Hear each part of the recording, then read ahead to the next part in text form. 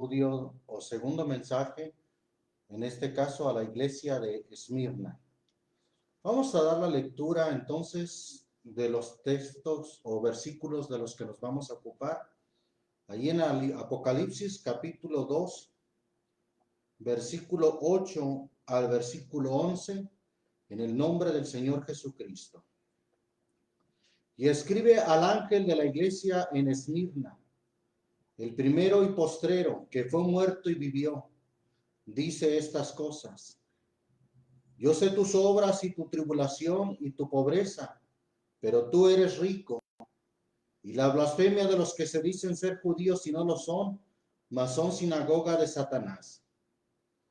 No tengas ningún temor de las cosas que has de padecer. He aquí el diablo ha de enviar a algunos de vosotros a la cárcel, para que seáis probados y tendréis tribulación de 10 días. Sé fiel hasta la muerte y yo te daré la corona de la vida. El que tiene oído, oiga lo que el Espíritu dice a las iglesias. El que venciere no recibirá daño de la muerte segunda. Bien, vemos entonces este mensaje al ángel de la iglesia en Esmirna. El primero y postrero, que fue muerto y vivió, dice estas cosas. Consideramos primeramente qué significa la palabra Esmirna. La palabra Esmirna, el nombre de una ciudad en Turquía, significa mirra. ¿Y qué relación tiene este mensaje a la iglesia de Esmirna con la mirra? Vamos a encontrar en el Nuevo Testamento que la mirra la encontramos en algunos versículos, en algunos pasajes que tienen que ver con el Señor Jesús y aún más con su muerte, con su nacimiento primeramente en Mateo capítulo 2, Evangelio según Mateo capítulo 2, Esmirna significa mirra, de ahí es donde viene la palabra, y dice Mateo capítulo 2, versículo 11. Y entrando en la casa, vieron al niño con su madre María, y postrándose le adoraron, y abriendo sus tesoros le ofrecieron dones, oro e incienso y mirra. Ahí está la palabra mirra, como una ofrenda, como un presente que le trajeron al Señor Jesús, considerado como rey.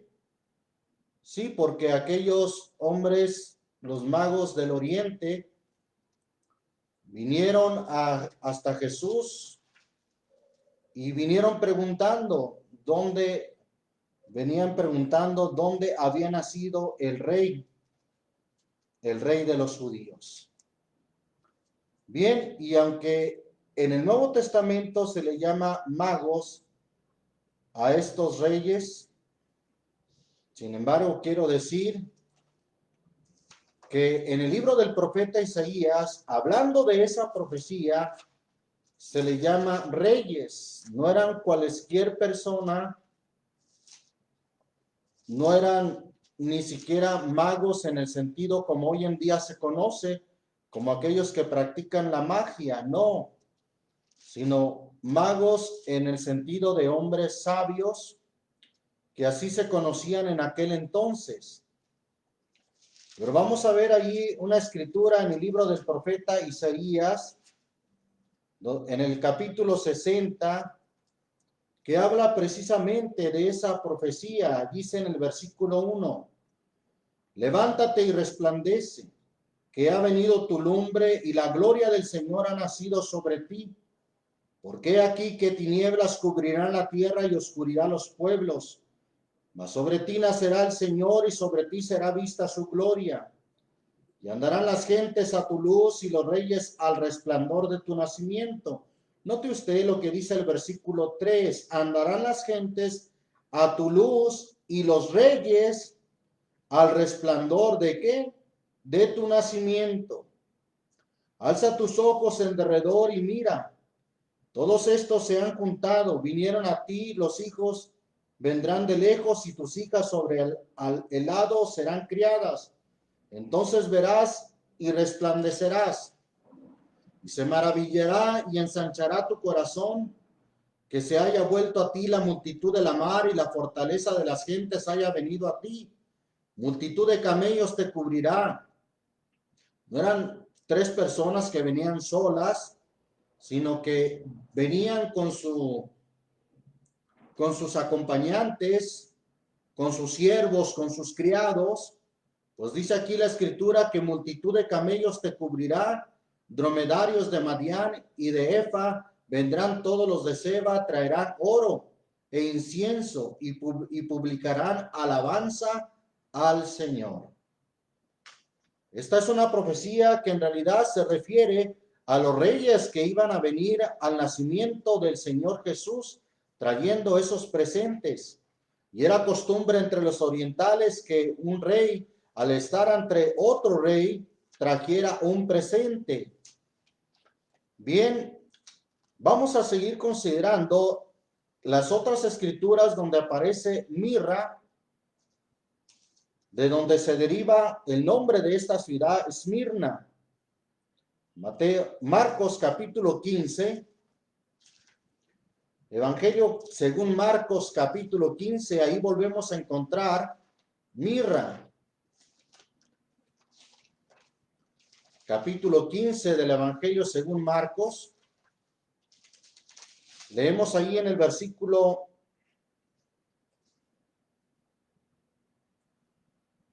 vamos a leer desde el versículo 16. Entonces los soldados le llevaron dentro de la sala, es a saber, al pretorio, y convocan toda la corte. Y le visten de púrpura, hablando de Jesús. Y poniéndole una corona tejida de espinas, comenzaron luego a saludarle. Salve, Rey de los judíos. Y le herían en la cabeza con una caña y escupían en él y le adoraban hincadas las rodillas. Y cuando lo hubieron escarnecido, le desnudaron la púrpura y le vistieron sus propios vestidos y le sacaron para crucificarle. Y cargaron a uno que pasaba, Simón Cirineo, padre de Alejandro y de Rufo, que venía del campo para que llevase su cruz. Y le llevaron al lugar del Gólgota, que declarado quiere decir lugar de la calavera. Versículo 23, y le dieron a beber vino mezclado ¿con qué? Vino mezclado con mirra, mas él no lo tomó. Ahí aparece la mirra en el momento de su aflicción, en el momento de la crucifixión y de su muerte. Vemos también que la mirra aparece en su sepultura. Y vamos allá al Evangelio según Juan, capítulo 19. Capítulo 19 del Evangelio según Juan. Vamos allí al versículo 38 y 39. Dicen el nombre del Señor Jesús. Después de estas cosas, José de Arimatea, el cual era discípulo de Jesús, más secreto por miedo de los judíos, rogó a Pilato que pudiera quitar el cuerpo de Jesús y permitióselo Pilato. Entonces vino y quitó el cuerpo de Jesús, y vino también Nicodemo, el que antes había venido a Jesús de noche, trayendo un compuesto de mirra y de áloes como 100 libras. Tomaron pues el cuerpo de Jesús y envolvieron los lienzos con especias, como es costumbre de los judíos sepultar. Ahí está otra vez. La mirra aparece en la sepultura del Señor Jesús. Y no es coincidencia que el Señor habla en este versículo 8 de Apocalipsis 2, el primer texto dirigido a la iglesia de Esmirna, dice, el primero y postrero que fue muerto. Ahí está, la mirra se usaba en la muerte, de hecho se usó en la muerte del Señor Jesús. El primero y postrero que fue muerto y vivió, dice estas cosas. cabe señalar, y es de llamar la atención, que la iglesia que estaba en Esmirna literalmente era una ciudad, actualmente es un lugar que está en ruinas en medio de una gran ciudad, de una ciudad muy próspera, que sigue llevando ese nombre de Esmirna, pero en turco. Bien, y la ciudad de Esmirna, 600 años antes de Cristo, fue devastada, fue puesta en ruinas por un rey llamado Lidian. Devastó la ciudad de Esmirna, la dejó en ruinas. Pero luego, como en el año 320 antes de Cristo, el llamado Alejandro el Grande llegó a ese lugar y reconstruyó de estar ya en ruinas la ciudad, la volvió a erigir como una gran ciudad. La ciudad de Esmirna volvió a florecer con la reconstrucción que hizo Alejandro el Grande. Era Alejandro el Grande por parte de los griegos, es el imperio griego que conquistó las tierras en ese entonces, el mundo conocido de aquel entonces. Y la ciudad de Esmirna históricamente volvió a revivir. En la ciudad de Esmirna había emblemas y se sigue una tradición que tiene que ver de una ciudad que estuvo muerta y volvió a la vida. Y eso se apropiaban los ciudadanos de Esmirna de aquella tradición, una ciudad que estuvo en ruinas, que murió y que volvió a vivir. Pero déjeme decirle que nadie mejor que eso para realmente hablar de la muerte y de volver a vivir que nuestro Señor Jesucristo. Por eso él, por encima de la tradición que tenían en Esmirna, que era una ciudad que había vuelto a la vida después de haber sido prácticamente devastada y llevada a la ruina y que volvió a revivir, en realidad eso es solamente la ciudad. ¿Qué más importante lo que el Señor Jesucristo declara aquí o lo que se declara de él? El primero y postrero que fue muerto y vivió, dice estas cosas. Él resucitó de entre los muertos al tercer día, con gloria, con poder, con majestad. Entonces el Señor continúa este mensaje a la iglesia de Esmirna y le dice, yo sé tus obras. Notamos que en cada uno de los mensajes a las diferentes iglesias les dice eso, yo sé tus obras. Recuerde que el Señor es el que anda en medio de los 7 candeleros. Y los 7 candeleros son las iglesias. El Señor está presente en las iglesias. El Señor está ahí presente y por eso le dice, yo sé tus obras.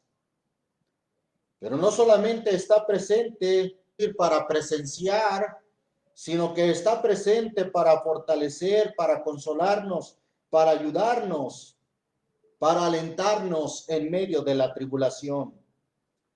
Y por eso le dice a la iglesia, a los hermanos de Esmirna, yo sé tus obras y tu tribulación, también sé lo que estás sufriendo y tu pobreza. Pero le dice, pero tú eres rico. Y la blasfemia de los que se dicen ser judíos y no lo son, mas son sinagogas de Satanás. Aquí el Señor habla de 3 cosas que estaban padeciendo los hermanos de Esmirna. 1, tribulación. 2, pobreza. 3, blasfemia o vituperio de los que se decían ser judíos y no lo eran. mas dice ahí, eran sinagoga de Satanás. Por cierto, hoy en día hay muchos que se dicen ser judíos, pero en realidad no lo son, y también son sinagoga de Satanás. Bien, son tres cosas, vamos a decir como tres pesos, tres cargas que tenían los hermanos de Esmirna. Cabe señalar que hay una palabra antigua que para referirse a tribulación tenía que ver con un tormento en el cual a una persona la acostaban y empezaban a cargar peso sobre su pecho. Empezaban a cargar a más y más peso hasta que su cuerpo empezaba a reventarse. Ya no aguantaba el peso y moría aquella persona tras el tremendo peso o teniendo encima un tan grande peso en su pecho. Bueno, pues el Señor nos pone un peso, dos, en realidad, tres pesos, es decir, una carga. Pero el Señor dice, yo no os dejaré ser cargados más de lo que podéis llevar, sino que juntamente con la tentación daré la salida para que podáis aguantar. Y estos tres aspectos con los cuales los hermanos de Esmirna eran probados o eran cargados, primero es la tribulación. Y luego es la pobreza. Pero el Señor les dice, pero tú eres rico. Vamos a ver un poco qué quiere decir esto. Yo sé tu pobreza, pero tú eres rico. ¿Será acaso que se está contradiciendo? No. Hay una riqueza, hay una prosperidad en Dios que es mayor que la de las piedras preciosas, que la del dinero, que la de las riquezas materiales. Y vamos a ver ahí una escritura en la tercera epístola del apóstol Juan, versículo 1 y 2, dice en el nombre del Señor Jesús, el anciano al muy amado Gayo, al cual yo amo en verdad. Amado, yo deseo que tú seas prosperado en todas cosas y que tengas salud, así como tu alma está en prosperidad. Muchos toman esta escritura para decir que Dios quiere que seamos prosperados materialmente, en riquezas materiales. Pero lo que en realidad observamos aquí es que el apóstol Juan refiere a algo que sí estaba en prosperidad, algo que lo dice con certeza, tu alma está en prosperidad. Yo deseo, un buen deseo que tiene el apóstol Juan, como lo podemos tener nosotros para nuestros hermanos que amamos. Yo deseo que tú seas prosperado en todas cosas. Qué bueno. Y que tengas salud. Pero de una cosa sí estaba cierto Juan, cuando dice, así como tu alma está en prosperidad. El alma de este hombre de Dios sí estaba en prosperidad. Y de eso precisamente es de lo que hay que ocuparnos, ser prosperados en nuestra alma. Que nuestra alma esté en prosperidad. Que nuestra alma sea rica en Dios. Recuerde lo que dice el Proverbios 10, Proverbios capítulo 10, versículo 22, dice en el nombre del Señor Jesús, la bendición del Señor es la que enriquece y no añade tristeza con ello. Es la bendición del Señor la que verdaderamente enriquece el alma. La bendición de lo alto es la que realmente enriquece y no añade tristeza con ello. porque las riquezas materiales traen mucha aflicción. Mire lo que dice la primera carta a Timoteo, capítulo 6. Primera carta a Timoteo, capítulo 6. Dice ahí la palabra de Dios en el versículo 17. Gloria a Dios. Santo es el Señor Jesús. Vamos a ir, primera Timoteo, capítulo 6, versículo 17. A los ricos de este siglo manda que no sean altivos, que no pongan la esperanza en la incertidumbre de las riquezas, sino en el Dios vivo que nos da todas las cosas en abundancia de que gocemos. Versículo 18, que hagan bien, que sean ricos. ¿Que sean ricos en qué? Que sean ricos en buenas obras, dadivosos, que con facilidad comuniquen.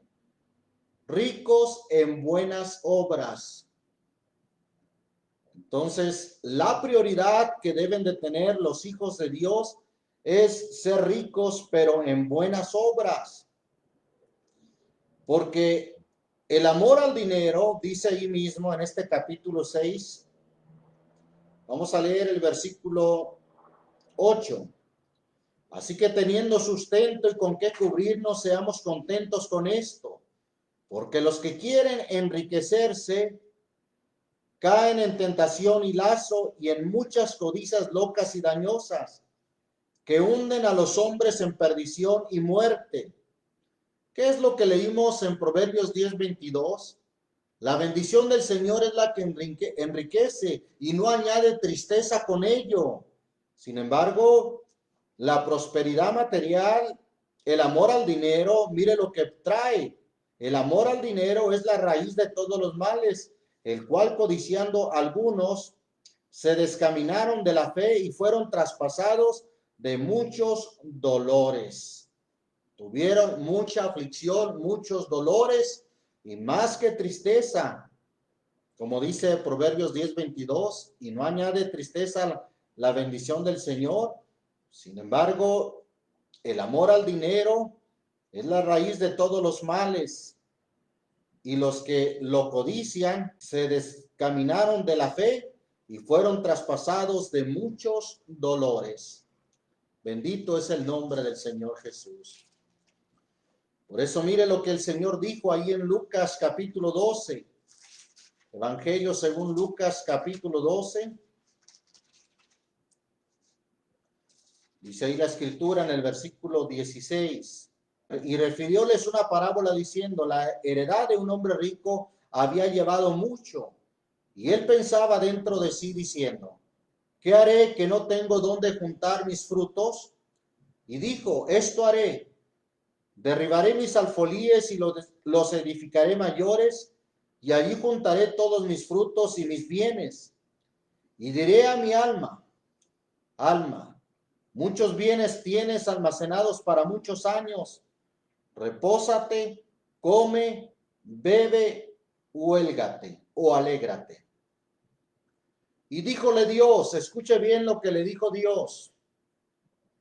Necio, esta noche vuelven a pedir tu alma, y lo que has prevenido, ¿de quién será? Versículo 21. Así es el que hace para sí tesoro y no es rico en Dios. Quiere decir que al decir el texto no es rico en Dios, quiere decir que da a entender que se puede ser rico en Dios, que hay la forma de ser rico en Dios. Aunque aquí el Señor reprueba a aquellos que quieren enriquecerse, que tienen una actitud como la de este hombre en la parábola, que dijo, voy a derribar mis alfolíes, mis almacenes, y los voy a edificar mayores, y allí juntaré todos mis frutos y mis bienes. Entonces dijo el Señor que era un necio. ¿Por qué? Porque dice, esta noche vuelven a pedir tu alma, y lo que has prevenido, ¿de quién será? Así es el que hace para sí tesoro hablando de tesoro material, y no es rico en Dios. ¿Qué es ser rico en Dios? Los discípulos, los hermanos de Esmirna, cuando el Señor les dice, yo sé tu pobreza, pero tú eres rico, en realidad los hermanos eran ricos en Dios, como dice aquí el texto, rico en Dios. O como leímos también en 1 Timoteo 6:18, que sean ricos en buenas obras, ricos en Dios, ricos en buenas obras. En eso hay que ocuparse, de ser rico en Dios. Ya que estamos aquí en Lucas 12, leemos el versículo 33 y 34. Dice: en el nombre de Jesucristo, vended lo que poseéis y dad limosna. Haceos bolsa que no se envejecen. Haceos bolsas que no se envejecen, tesoro en los cielos que nunca falta, donde el ladrón no llega ni polilla corrompe, porque donde está vuestro tesoro, allí también estará vuestro corazón. Hay una forma entonces de hacer tesoro, no en esta tierra, sino hacer tesoro en los cielos. El Señor Jesucristo entonces habló de ser rico en Dios y de hacer tesoro en los cielos. Santiago capítulo 2. Vamos ahí a leer también una hermosa escritura respecto a estas palabras que el Señor dirige a los hermanos, a la iglesia de Esmirna. Yo sé tu pobreza, pero tú eres rico. Santiago capítulo 2, leemos del versículo 1 al 5. Dice: en el nombre del Señor Jesús, hermanos míos, no tengáis la fe de nuestro Señor Jesucristo glorioso en acepción de personas. Porque si en vuestra congregación entra un hombre con anillo de oro y de preciosa ropa, y también entra un pobre con vestidura vil, y tuvieres respeto al que trae la vestidura preciosa, y le dijeres, siéntate tú aquí en buen lugar, y dijeres al pobre, estate tú allí en pie, o siéntate aquí debajo de mi estrado. ¿No juzgáis en vosotros mismos si venís a ser jueces de pensamientos malos? Versículo 5. Hermanos míos amados, oíd. Yo espero que todos escuchen. Dice: ¿no ha elegido Dios los pobres de este mundo ricos en qué? Ricos en fe y herederos del reino que ha prometido a los que le aman? Es una pregunta con retórica, para no esperando una respuesta, sino más bien llamando a la afirmación y sugiriendo que esta es la respuesta o la afirmación. ¿No ha elegido Dios los pobres de este mundo? ¿Acaso no es así?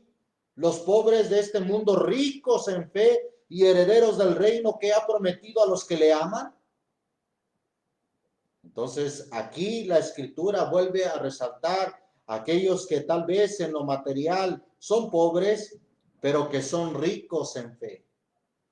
Vemos estas referencias, como el Señor habló de ser ricos en Dios, como aquí se habla de ser ricos en fe, como también leímos en 1 Timoteo 6:18, que sean ricos en buenas obras. Esa es la riqueza que Dios quiere que tengamos. A esa prosperidad se refirió básicamente o primeramente el apóstol Juan cuando habló en su tercera carta al hermano Gallo. Así como tu alma está en prosperidad, tu alma está en prosperidad. Tu alma tiene riquezas no materiales, pero tu alma está en prosperidad. Es decir, tú podrás no tener riquezas materiales, pero lo importante es que tu alma está muy prosperada. Bendito es el nombre del Señor Jesús. Las riquezas que Dios da son más importantes que las que te puede dar el mundo.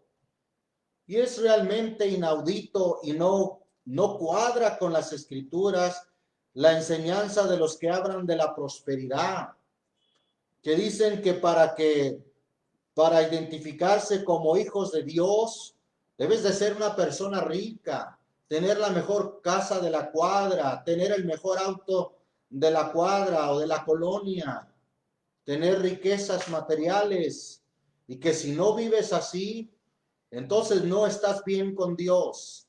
Entonces hay algo mal en ti, porque Dios, siendo el dueño de toda el oro y la plata, pues dicen ellos, te quiere ver rico, te quiere ver prosperado, te quiere ver por cabeza y no por cola, quiere que seas un hombre rico. Pero en realidad en la escritura vemos que el énfasis está no en las riquezas materiales, sino está en las riquezas espirituales. Jesús dijo, ricos, rico en Dios. La carta del apóstol Santiago dice, ricos en fe. Pablo a Timoteo dice, ricos en buenas obras. Bendito el nombre del Señor Jesús. Segunda a los Corintios capítulo 6. Vamos a seguir considerando esta importante parte de ser pobre, pero a la vez ser rico, como los hermanos de Esmirna. Segunda carta a los Corintios capítulo 6, mire lo que dice en el versículo, vamos a leer desde el versículo 7. Gloria a Dios. Voy a leer más bien, un poquito más atrás. Versículo 4. Antes, habiéndonos en todas cosas como ministros de Dios, en mucha paciencia, en tribulaciones, en necesidades, en angustias. Fíjese bien, tenía necesidades, y habla de necesidades materiales. Sigue diciendo el versículo 5, en azotes, en cárceles, en alborotos, en trabajos, en vigilias, en ayunos, en castidad, en ciencia, en longanimidad, en bondad, en Espíritu Santo, en amor no fingido, en palabra de verdad, en potencia de Dios, en armas de justicia a diestro y a siniestro, por honra y por deshonra, por infamia y por buena fama, como engañadores más hombres de verdad, como ignorados más conocidos, como muriendo más he aquí vivimos, como castigados más no muertos. Versículo 10, como doloridos más siempre gozosos, como pobres más que enriqueciendo a muchos, como no teniendo nada más poseyéndolo todo. Ahí está como estos hombres de Dios, los siervos de Dios, como pobres, pero tenían riquezas mayores, riquezas de lo alto. Por eso dice, como pobres, mas enriqueciendo a muchos, como no teniendo nada, mas poseyéndolo todo. Ahí está entonces cómo se tiene riquezas mayores que las materiales. La bendición del Señor es la que enriquece y no añade tristeza con ello. Por eso ahí los apóstoles en el libro de los Hechos, capítulo 3 del libro de los Hechos, dicen el nombre del Señor Jesús, versículo 1. Pedro y Juan subían juntos al templo a la hora de oración, la de nona, y un hombre que era cojo desde el vientre de su madre era traído, al cual ponían cada día a la puerta del templo que se llamaba La Hermosa, para que pidiese limosna de los que entraban en el templo. Este, como vio a Pedro y a Juan que iban a entrar en el templo, rogaba que se les diese limosna. Y Pedro, con Juan fijando los ojos en él, dijo, mira a nosotros. Entonces él estuvo atento a ellos, esperando recibir de ellos algo.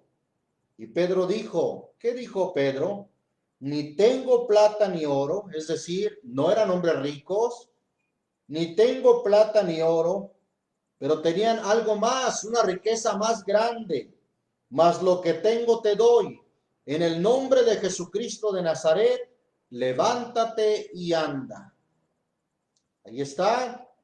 No tenían riquezas materiales, no tenían oro ni plata, pero tenían algo más valioso. lo cual hizo posible que este hombre pudiera andar. Dice ahí la escritura que saltando se puso en pie y anduvo y entró con ellos en el templo, andando y saltando y alabando a Dios. Y todo el pueblo le vio andar y alabar a Dios. A eso se refiere entonces el apóstol Pablo cuando dice en la segunda carta a los Corintios 6:10, como pobres, mas enriqueciendo a muchos. Bendito es el nombre del Señor Jesús. Importante entonces considerar la verdadera riqueza en el Señor. Bien, vamos a considerar lo que dice segunda a los Corintios capítulo 8. Segunda carta a los Corintios capítulo 8. Dice ahí la palabra de Dios en el versículo 9. Porque ya sabéis la gracia de nuestro Señor Jesucristo, que por amor de vosotros se hizo pobre. Dígalo bien, el Señor se hizo pobre. ¿Qué dirán los que hablan de la prosperidad del Señor como pobre, naciendo en un lugar como establo? Pues dice la Biblia que cuando nació lo envolvieron en pañales y lo pusieron en un pesebre. No hubo ni siquiera lugar para él en el mesón. Siendo el rey del universo y siendo el Señor de señores, el rey de reyes, sin embargo, se hizo pobre, siendo rico, para que vosotros con su pobreza fueseis enriquecidos. Cuando dice el texto que fuésemos enriquecidos, por supuesto que no habla de riquezas materiales, sino riquezas espirituales que son mucho más valiosas que las riquezas materiales. Ya leímos que las riquezas materiales pueden echar a perder a los hombres. Son traspasados de muchos dolores. Efesios capítulo 2. La carta a los Efesios en el capítulo 2, dice ahí la escritura, en el versículo 4 al 7. Aun estando nosotros muertos en pecados, nos dio vida juntamente con Cristo, por gracia sois salvos.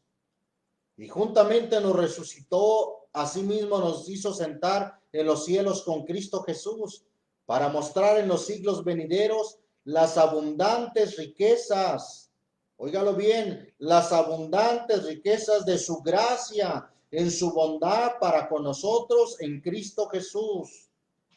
Él derramó abundantes riquezas de su gracia y no se refiere a dinero, no se refiere a riquezas materiales, sino a riquezas más valiosas que las riquezas materiales. Hemos dicho, y bueno, hay un pensamiento que dice, con el dinero podrás comprar una casa, pero no podrás comprar un hogar. Recuerdo que en una ocasión, trabajando en un servicio como de taxi, fui a una mansión, a una residencia en el lugar más opulento de esta ciudad de Zapopan. En realidad ahí es donde están las grandes residencias.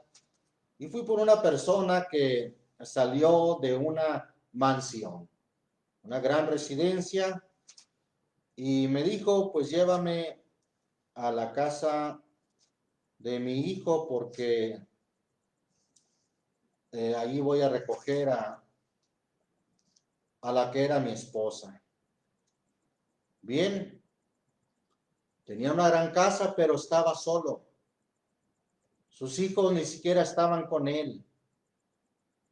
¿De qué sirve tener dinero para comprar una casa si con el dinero no puedes comprar un hogar? Alguien podrá comprar una cama muy cara, un colchón de los más caros, pero no puede comprar el sueño. Salmo 127, versículo 2 dice, por demás os es el madrugar a levantaros, el veniros tarde a reposar, el comer pan de dolores, pues que a su amado dará Dios el sueño. Podrás comprar la mejor cama, pero no el sueño. Podrás comprar los mejores manjares de los mejores restaurantes, pero ni siquiera puedes comprar el apetito. Dese usted cuenta que en realidad las riquezas de este mundo, si no eres rico en Dios, no sirven de nada. Están realmente vacíos. Están realmente, como dice ahí, Proverbios. Vamos a Proverbios nuevamente, capítulo 1. Proverbios capítulo 1. Vea cómo desde el Antiguo Testamento, por el sabio Salomón, sabiduría que Dios le dio. Dice ahí, versículo 32. Porque el reposo de los ignorantes los matará y la prosperidad de los necios. ¿Qué pasará con esa prosperidad que tienen los necios? Los echará a perder. Eso es lo que pasa entonces con la prosperidad de los necios. Su prosperidad, su misma prosperidad, los echa a perder. Ya que estamos ahí cerca, mire lo que dice el Salmo 37. Salmo 37. Dice ahí la escritura en el versículo 16. Mejor es lo poco del justo que las riquezas de muchos pecadores. Mejor es lo poco del justo que las riquezas de muchos pecadores. Por eso, qué importante es ser rico en Dios. Por eso el Señor le dice a los hermanos, a la iglesia de Esmirna, y nos dice también a los hermanos que han padecido pobreza a través de los tiempos: yo sé tu pobreza, pero tú eres rico. El mismo Salmo 37, versículo 25 dice: mozo fui y he envejecido, y no he visto justo desamparado ni su simiente, es decir, ni su descendencia que mendigue pan.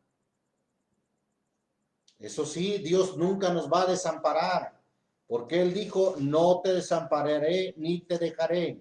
Son fieles las palabras del Señor que nos ha dicho: no te dejaré ni te desampararé. Por eso dice Hebreos 13, versículo 5, sean las costumbres vuestras sin avaricia, contentos de lo presente, porque Él dijo: no te desampararé ni te dejaré. Por esa razón, entonces, el Señor le dice a los hermanos, sobre todo a la iglesia de Esmirna: yo sé tu pobreza. Pero también le dice: y yo sé tu tribulación. Volviendo ahí a Apocalipsis 2, versículo 10. No tengas ningún temor de las cosas que has de padecer, hablando de la tribulación. He aquí el diablo ha de enviar a algunos de vosotros a la cárcel, para que seáis probados, y tendréis tribulación de 10 días. Sé fiel hasta la muerte, y yo te daré la corona de la vida. El Señor le está diciendo a los hermanos, a la iglesia: tendréis tribulación. Tendréis tribulación de 10 días. ¿Qué quiere decir esto? Bueno, ciertamente los hermanos, sobre todo en el principio de la iglesia, han padecido persecución, grande tribulación. El Señor dice: yo sé tu tribulación. Y bueno, no es casualidad lo que la misma historia nos dice. La misma historia dice que hubo 10 grandes persecuciones romanas contra el cristianismo. Por cierto, aquí dice: tendréis tribulación de 10 días, y no eran 10 días literales, sino sin duda simbolizaban periodos, simbolizaban un tiempo.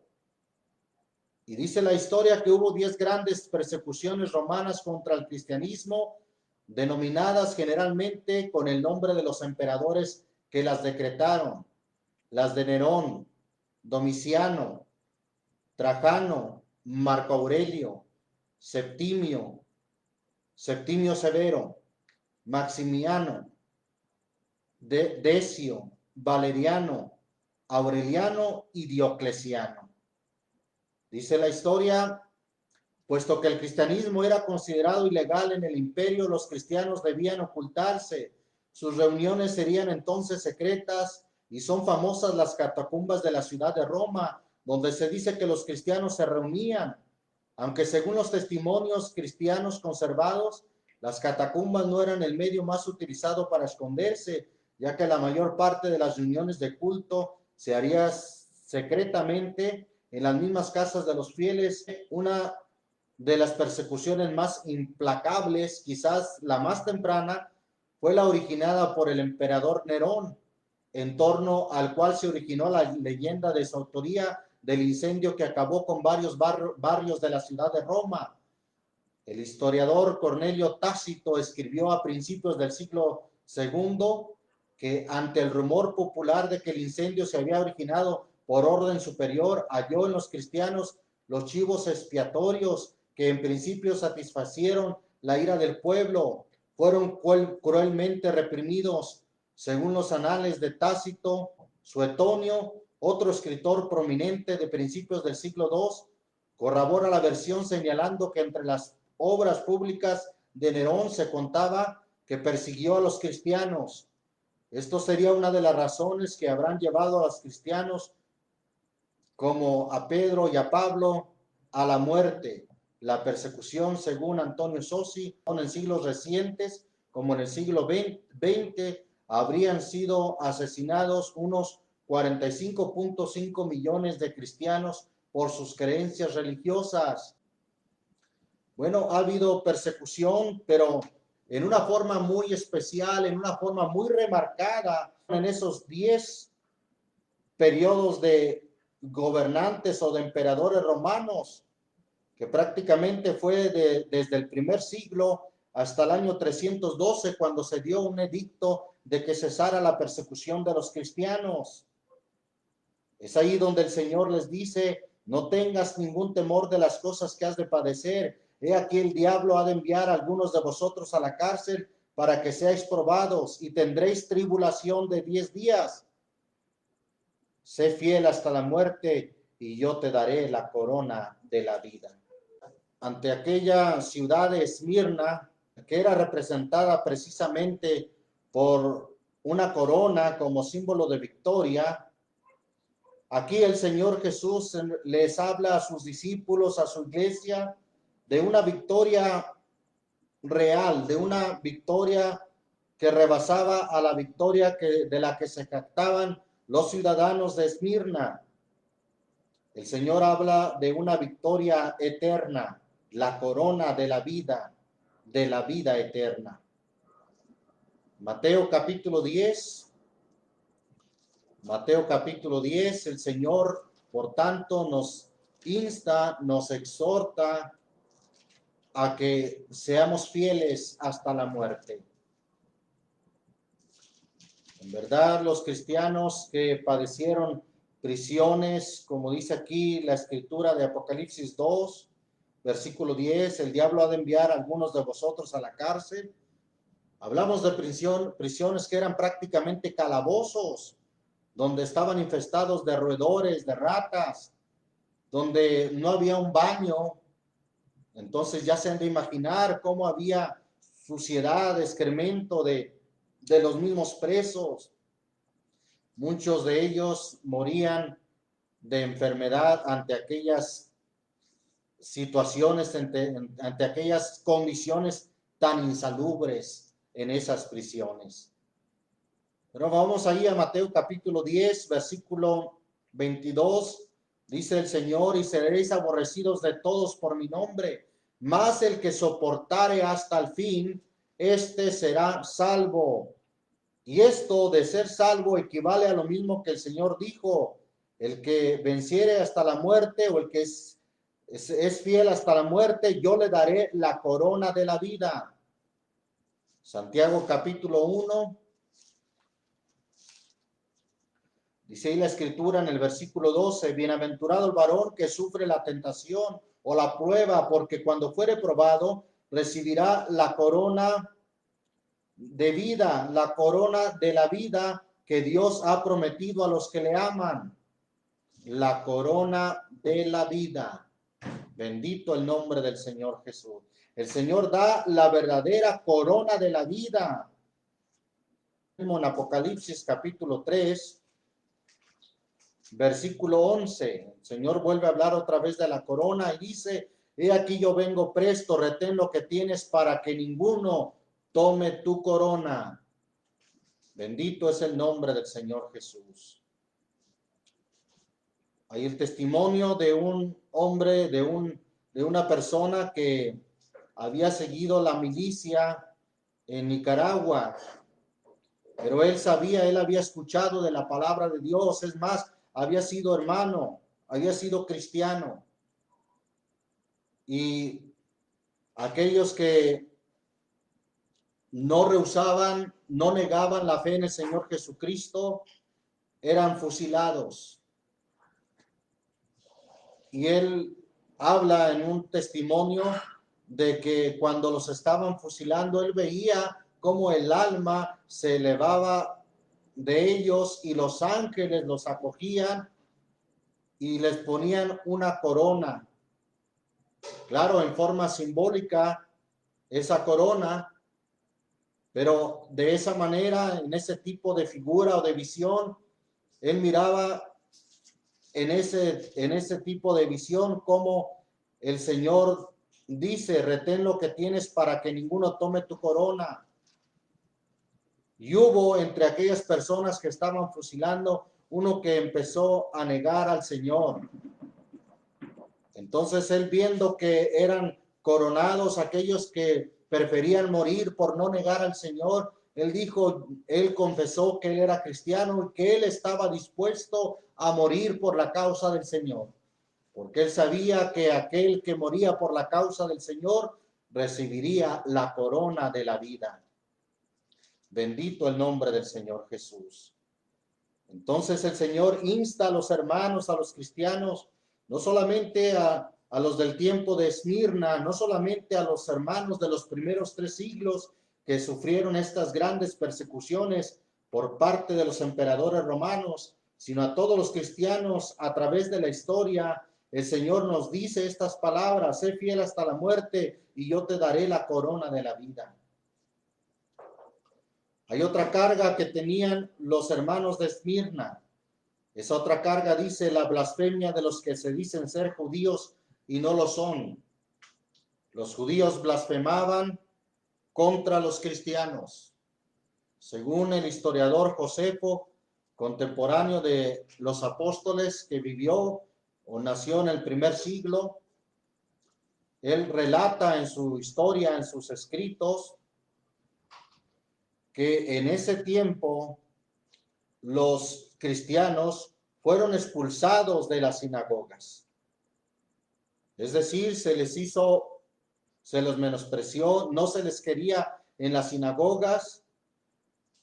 Los judíos en ese tiempo habían ganado el favor del emperador para que ellos tuvieran una excepción de no exaltar al emperador de Roma como Dios.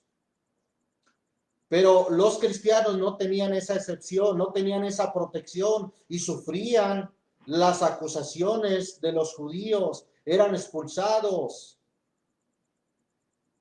Hay un celo religioso que Pablo dice a los romanos cuando dice en el capítulo 10, hermanos, ciertamente, versículo 1, hermanos, ciertamente la voluntad de mi corazón y mi oración a Dios sobre Israel es para salvación, porque yo les doy testimonio que tienen celo de Dios, mas no conforme a ciencia, porque ignorando la justicia de Dios y procurando establecer la suya propia, no se han sujetado a la justicia de Dios. Tenían un celo, pero no conforme a ciencia, no conforme al conocimiento de Dios. Y por cierto, primero los Corintios capítulo 5 habla del celo como una obra de la carne. Si no es de Dios, entonces puede ser una obra de la carne, aunque se diga que es de Dios. Hoy en día hay muchos religiosos que acusan, persiguen, vituperan a los verdaderos cristianos, a los verdaderos hijos de Dios. El Señor dice de ellos, la blasfemia de los que se dicen ser judíos y no lo son, mas son sinagoga de Satanás. En nuestros tiempos muchos se jactan de ser judíos, de tener un apellido que es judío, de practicar ciertos ritos o ciertas costumbres judías. Pero el Señor dice, la blasfemia de los que se dicen ser judíos y no lo son, mas son sinagoga de Satanás. Ante todo esto, ante la tribulación, ante la calumnia, blasfemia, vituperio de los judíos sobre ellos, aún ante la pobreza, el Señor le dice a su iglesia, sé fiel hasta la muerte y yo te daré la corona de la vida. Versículo 11 del capítulo 2 de Apocalipsis. El que tiene oído, oiga lo que el Espíritu dice a las iglesias. El que venciere no recibirá daño de la muerte segunda. No recibirá daño de la muerte segunda. ¿Cuál es la muerte segunda? Según Apocalipsis capítulo 20, dice, hablando de la muerte segunda, versículo 6.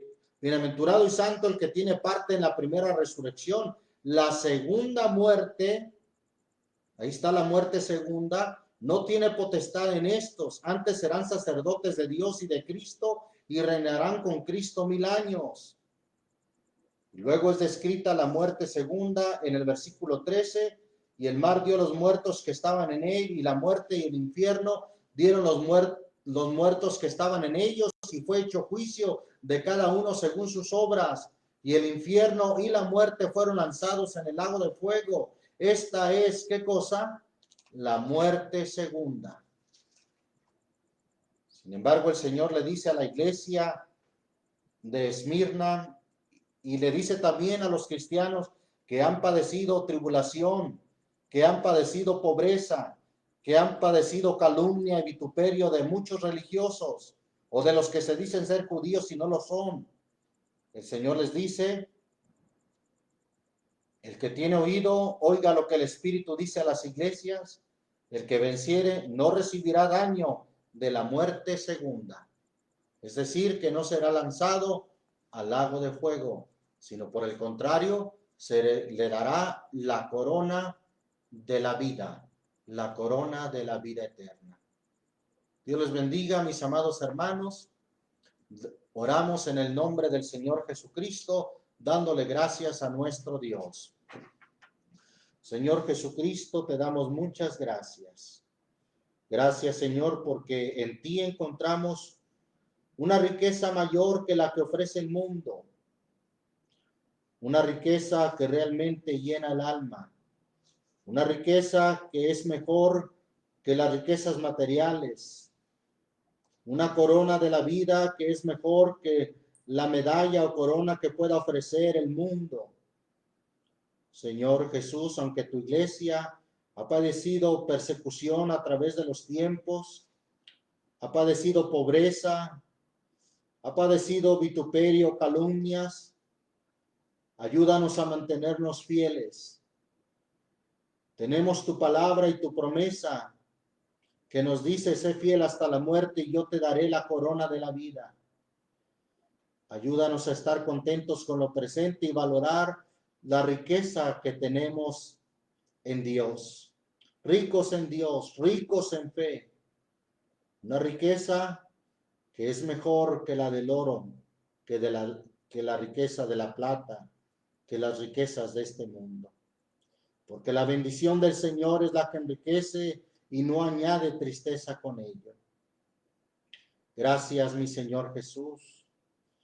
Gracias, Señor. Ayúdanos a soportar hasta el fin. Ayúdanos a ser fieles hasta el fin, para así podamos recibir la corona de la vida. Bendice a mis hermanos, bendice a tu iglesia, Bendice a nuestros amigos que nos escuchan a través de este medio. Bendice a nuestros amados oyentes que escuchan tu palabra. Permite, oh Dios, que tu palabra corra y sea glorificada. En el nombre de Jesucristo, damos gracias a nuestro Dios. Dios les bendiga, mis amados hermanos. Dios les guarde.